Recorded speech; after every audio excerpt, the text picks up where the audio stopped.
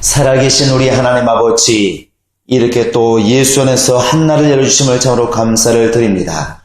오직 이 새벽부터 정말 이제 우리가 자리에 누울 그 시간까지 오직 성령으로 우리에게 말씀하시고 그 성령의 음성을 들을 만한 영감의 귀가 있게 도와주시며 그 말씀을 따라 살아갈 수 있는 용기가 있게 도와주시며 이 세대를 본받지 않고 세속에 물들지 않고 우리 영혼이 말씀을 따라 충만하게 살아갈 수 있도록 하나님이 함께 하시고 인도하여 주옵소서. 우리가 기도하는 모든 기도가 응답 있게 도와주시며 우리가 기도하는 그 응답을 통하여서 하나님께 영광 돌리게 도와주시며 이 땅에 살면서 정말 하나님의 살아계심을 증거할 수 있는 복된 하루가 될 수 있도록 하나님이 함께 하시고 인도하여 주옵소서. 감사하고 예수님의 이름으로 기도합니다. 아멘. 하늘에 계신 우리 아버지여, 이름이 거룩히 여김을 받으시오며 나라 임하오시며 뜻이 하늘에서 이룬 것 같이 땅에서도 이루어지이다. 오늘날 우리에게 일용할 양식을 주옵시고 우리가 우리에게 죄 지은 자를 사하여 준 것 같이 우리 죄를 사하여 주옵시고 우리를 시험에 들게 하지 마옵시고 다만 악에서 구하옵소서. 나라와 권세와 영광이 아버지께 영원히 있사옵나이다. 아멘. 자, 우리 하나님 말씀은 베드로후서 1장 5절부터 11절까지 보겠습니다. 베드로후서 1장 5절로 11절. 시작. 이러므로 너희가 더욱 힘써 너희 믿음의 덕의 지식을, 지식의 절제의 인내를, 인내의 경건의 형제 우애를, 형제 우애의 사랑을 공급하라. 이런 것이 너희에게 있어 흡족한 즉 너희로 우리 주 예수 그리스도를 알기에 게으르지 않고 열매 없는 자가 되지 않게 하려니와 이런 것이 없는 자는 소경이라 원시치 못하고 그의 옛 죄를 깨끗게 하심을 잊었느니라. 그러므로 형제들아 더욱 힘써 너희 부르심과 택하심을 굳게 하라. 너희가 이것을 행한즉 언제든지 실족치 아니하리라. 이같이 하면 우리 주 곧 구주 예수 그리스도의 영원한 나라에 들어감을 넉넉히 너희에게 주시리라. 자, 주목 주시고 내 영혼아 형제를 아끼고 사랑하자. 시작. 내 영혼아 형제를 아끼고 사랑하자. 내 영혼아 형제를 아끼고 사랑하자. 내 영혼아 형제를 아끼고 사랑하자. 신앙생활은 바로 우리가 믿음 생활이라 말하는데 믿음이라고 하는 것은 지켜서 행한다는 그런 뜻을 가지고 있습니다. 그냥 지킨다는 것이죠. 사람과 사람끼리도 이렇게 신용이란 말을 많이 쓰는데 둘이 간에 서로 간에 이렇게 믿음이라는 게 있지 않습니까? 그 신뢰가 깨지지 않도록 지켜나가는 것이 신용이라고 한다면 믿음이라고 하는 것도 하나님과 우리 사이에 서로 이렇게 지켜나가는 신뢰가 있다는 것이죠. 그것을 깨트리지 않는 것, 내가 이 땅을 떠날 때까지 그 하나님께 대한 신뢰, 하나님이 또한 나를 신뢰하는 것을 깨트리지 않는 것, 그걸 지켜나가는 것이 이제 믿음입니다. 근데 그 믿음이라고 하는 것이 여러 가지 오늘 우리가 읽은 것처럼 지식이라는 것, 절제라는 것, 인내라는 것, 형제 우애라는 것, 이런 것들이 있으면 믿음이 지켜지기가 훨씬 쉽다는 것이죠. 바꿔 얘기하면 이런 것들이 없으면 신앙이 넘어지기가 쉽다는 것입니다. 믿음은 지키는 것인데 지킬 만한 능력이 부족하다는 것이죠. 그래서 오늘 10절에도 보시면 이런 것들을 행한 즉 언제든지 실족치 아니하리라 이렇게 되어 있습니다. 이런 것들을 행한 즉, 그러니까 이런 모든 것들을 우리가 행할 수만 있다고 한다면 시험될 일이 별로 없다는 것이죠. 그래서 바꿔 얘기하면 하나님의 나라에 넉넉히 들어갈 수가 있다는 것입니다. 형제를 사랑하고 또 이 땅에서 참고 견디라 이런 말들이 별로 우리 오늘날 예수 믿는 사람들에게 신령하게 안 들립니다. 그러니까 너무너무 쉽게 생각하지만 이런 것들을 행하지 않기 때문에 교회 안에서 바로 시험들이 많다는 것이죠. 우리가 신앙생활 이렇게 오래 해보면 굉장히 어려운 말 때문에 시험 드는 사람 별로 없습니다. 성령이 어떻다더라, 천사가 막 어떻다더라, 하나님의 나라가 어떻다더라, 진리가 어떻다 이런 말을 듣고 시험 드는 사람 거의 없습니다. 그러니까 영적인 말씀을 못 들어서 시험 드는 사람이 많지가 않아요. 진짜 시험 드는 것은 너무나 작은 것이죠. 그동안에 문제 같지 않던 문제, 성경을 읽을 때 별로 눈에 들어오지도 않던 그런 문제들, 사소한 말 한마디, 관심 없는 것, 서로 돌아보지 않는 것, 이런 것들 때문에 시험 들지, 무슨 우리가 굉장히 막 심각하게 얘기했던 진리가 어떻고 성령이 어떻고 하나님의 나라가 어떻고 이런 것들 때문에 시험 드는 사람이 별로 없다는 것이죠. 너무나 하찮게 여기는, 이렇게 앉아서 말씀을 들을 때 별로 말씀 같지도 않은, 졸릴 수밖에 없는, 너무나 쉽게 생각했던 그런 말씀들 때문에 시험 든다는 것입니다. 오늘 말씀에도 보면 이제 형제 우애를 믿음 위에 더하라 이렇게 되어 있습니다. 오늘 처음 우리가 이후로부터는 내 가진 믿음 위에 형제 우애를 좀 덧붙일 수 있는 그런 믿음이 우리 안에 있기를 바랍니다. 형제 우애라고 하는 것은 형제를 아끼고 사랑한다 이런 뜻이겠죠. 정을 가지고 정감 있게 좀 사랑하라 그런 뜻입니다. 이 말 들으면 걸리는 말이 하나 있어요. 예수님이 하신 말씀입니다. 내 부모나 전토나 형제나 자식이나 나보다 더 사랑한 자는 나와 합당치 않다.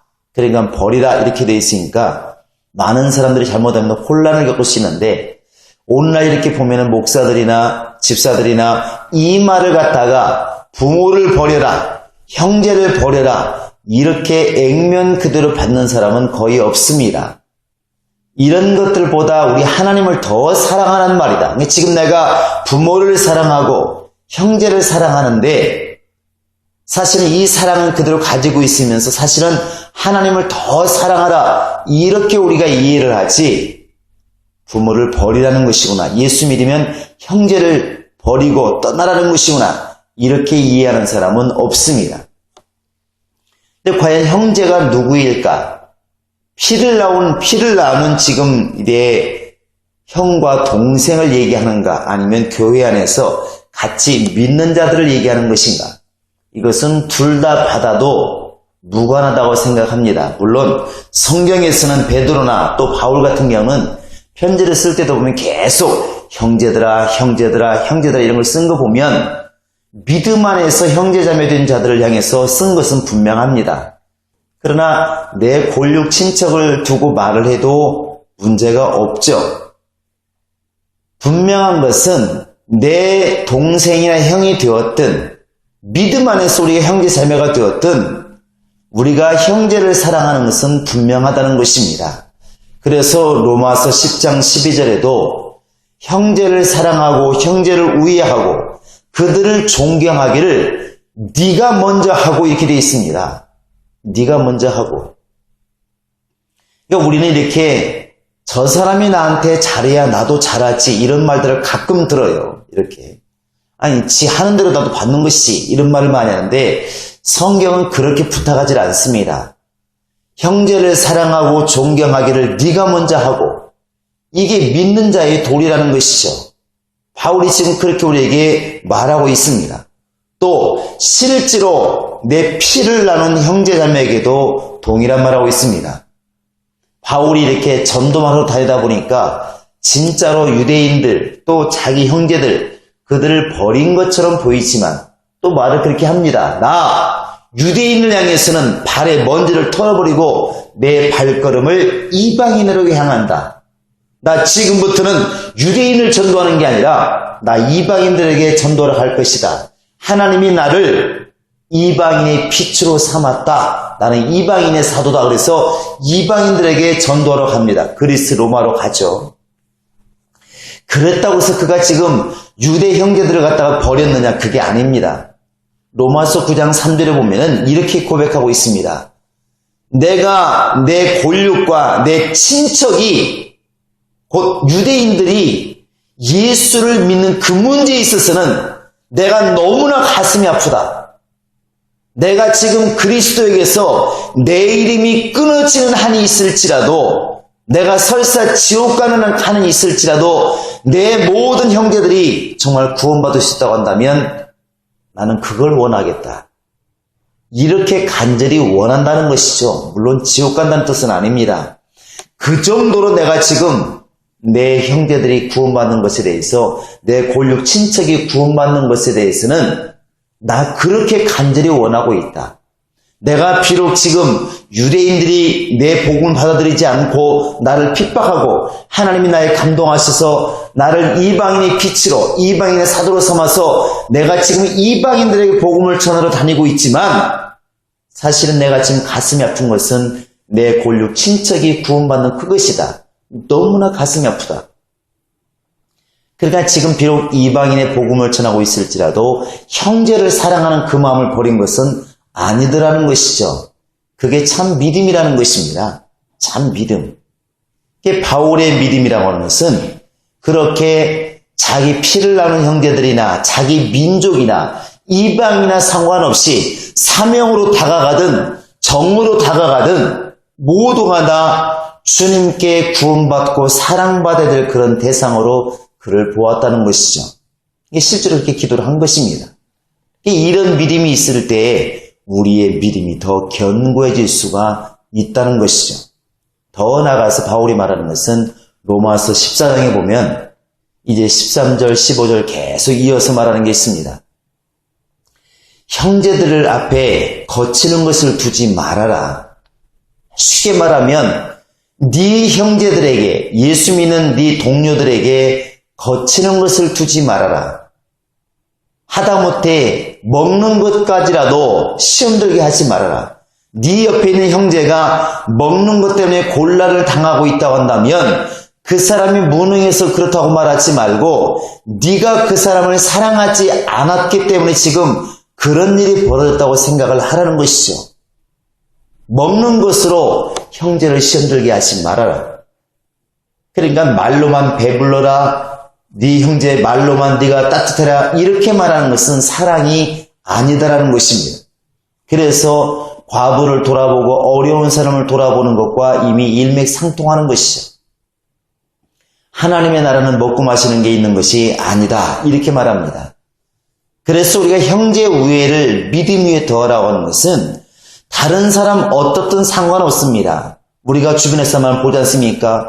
그 입술로는 굉장히 진리를 말하고 그 입술로는 굉장히 신령한 말을 하는데 실제로 주변을 돌아보는 것으로 딱 렌즈를 맞춰보면 너무나 이기적이고 너무나 욕심 많고 하는 사람이 많이 있지 않습니까? 그 믿음 자체가 불안정하다는 것이죠. 항상 시험될 요소가 많다는 것입니다.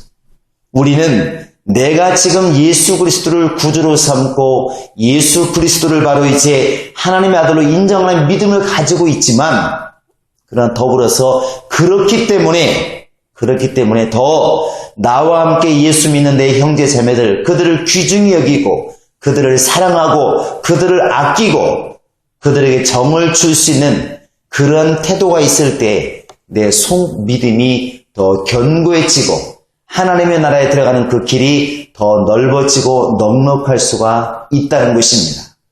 여러분, 정말 이후로부터 더 형제를 사랑하고 아끼는 그런 믿음이 있어서 내 속 믿음이 견고해지는 그러한 복이 우리 교회여 우리 영혼 가운데 있기를 예수의 이름으로 축원합니다. 이 시간 오늘 다 같이 기도하시겠습니다. 참으로 기도하실 때 하나님, 나에게 정말 형제를 사랑하고 형제를 아끼라는 이 말이 너무나 소홀히 들리지 않도록, 이 말이 정말 성의 음성으로 들려서 일생 동안 하나님 말씀 비추어서 내가 이렇게 살아갈 수 있는 용기가 있도록 형제를 사랑하고 형제를 아끼고 형제를 존경하기를, 그들이